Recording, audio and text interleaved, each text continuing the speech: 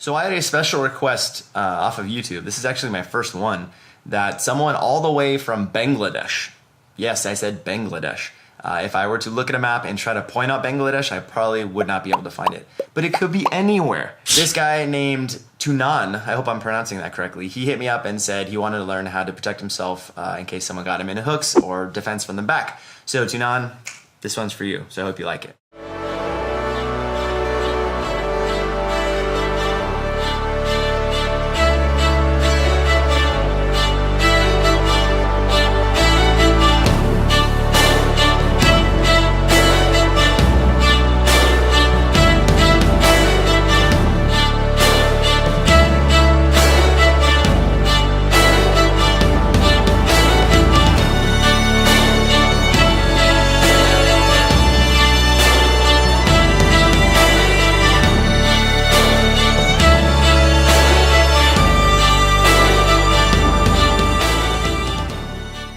I'm just gonna show one pretty straightforward way to defend the hooks, and I'm gonna do a couple little variations just to throw in little extra bonus points if you wanna kind of throw them out from time to time.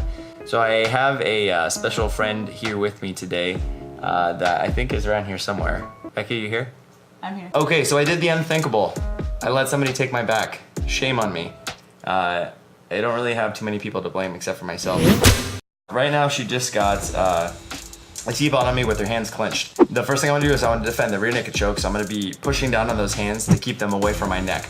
I want to be leaning my head back into her to kind of create irritation, drive my skull into the back of her face, and just make it really uncomfortable. When you are pushing down on these hands, I like to keep them compressed against my body because I feel like it's a lot more powerful than just trying to push them away from me. So when I compress them against my body, I'm anchoring, and when I'm anchoring, I'm a lot stronger. So just keep that in mind. Elbows in and anchor. Let's say someone's about to get your back. Let's say they start to get the hooks in, they're trying to get your back. Let's say you're in a turtle.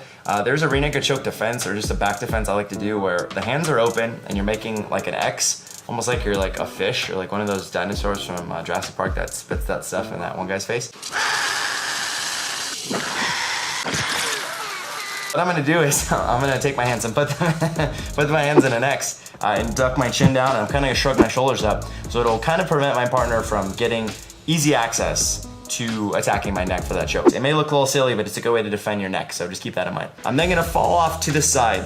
When deciding when to fall off, to which side to go to, there is a choking side where the overhook arm is, and then there is an underside where the underhook arm is. I wanna go towards the underhook side. I don't wanna go to the overhook side because I could fall right into a choke. So we're blocking the choke, falling off to the side. One way you can grab your partner's pant leg, I can grab the pant leg and move it up and replace it with my leg and tuck it in.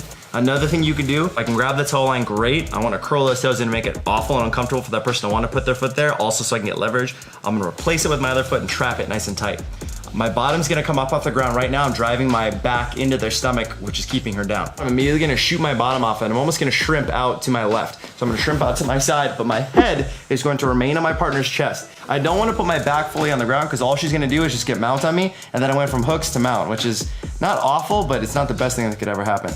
So I wanna try and keep my head in her chest so I can keep her back on the floor. From this spot, I'm then gonna bring my hips off the ground, which will take my weight, take my bottom up and drive all my weight into their partner's chest with my head. So my weight comes up off the ground, I'm gonna turn towards the legs. The good sign if this is working or not, you hear your partner make that kind of sound when you roll them over. I don't wanna turn towards your head. If I come up and I go towards the head on this side, I'm gonna roll completely out of position and I'm just gonna roll down the hill like a turd rolling down the mountain.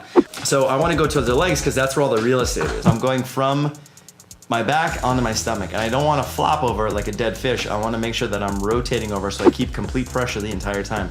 As I'm rotating over, I want to be blocking this low leg because this leg is going to be a threat to me if I want to successfully pass. So as I bridge up, I'm going to take that low hand and I'm going to block that leg immediately so it doesn't come at me.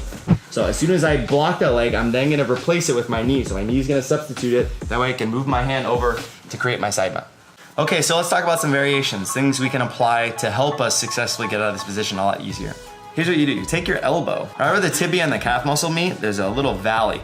I want to take that elbow and put it in that valley. So I'm going to grab this toe line and I'm going to use the leverage of the foot and my elbow to kind of crank it. Think of it like a can opener. So I'm going to be grabbing it and I'm going to push into it. So it creates a submission. If I can get a submission, cool. But if not, my partner chokes me in the process, I want to try to keep a hold of one hand. So I'm going to do it with one. All I'm trying to do here is to make them lose this leg. I want to make them forget about it so I can get out easy. Let's say the foot removes from the equation, they kick it off because like, oh my God, that's terrible. I'm gonna exit through the gift shop over here. So as soon as that leg drops, I'm gonna be actually turning and driving into this person's hand. I may end up in a half guard, but at least I'm not in hooks anymore. Another little option you can do, I'm gonna bring her elbow up between my cheek and my shoulder, so I'm gonna pinch it nice and tight. If I can put my palm right where my partner's weak part of their hand is, which is their thumb and their pinky, so I put my hand on her thumb this way, call it the Buddha's palm. From that spot, I'm gonna drive this down and try to break that grip free. I'm immediately gonna pull it like an elephant's trunk. I'm gonna bring it over to the other side, and then I'm gonna lean on that side. So I'm still gonna fall to the side, but what I have here, an armbar theoretically, if I could tap them out, cool. Will that happen all the time? Probably not. But what this is doing is making them uncomfortable. It's gonna make it harder for them to attack me, and it just gives me a lot of advantage because I'm using her pain against her. So I can fall off to the side, and I could lean into this elbow to make it very uncomfortable. Thank you guys very much for watching. If you also have a question like Tunan did, no matter where you are in the country, the great thing about YouTube is that everybody is here and we're all family and we're all friends in the martial arts. If you have anything you'd like to ask about anything you'd like to see, anything you saw in a video, please don't hesitate to hit me up. You can contact me through Instagram, through Facebook, or here through YouTube. Leave it in the comments below. Thanks so much for watching. If you haven't yet and this is your first time, please subscribe to the channel. My name is Justin Ichikawa here at the Tiawase Karate Studio, also known as Sensei Ichi. I hope you guys enjoyed the video, and until next time, Tangsu.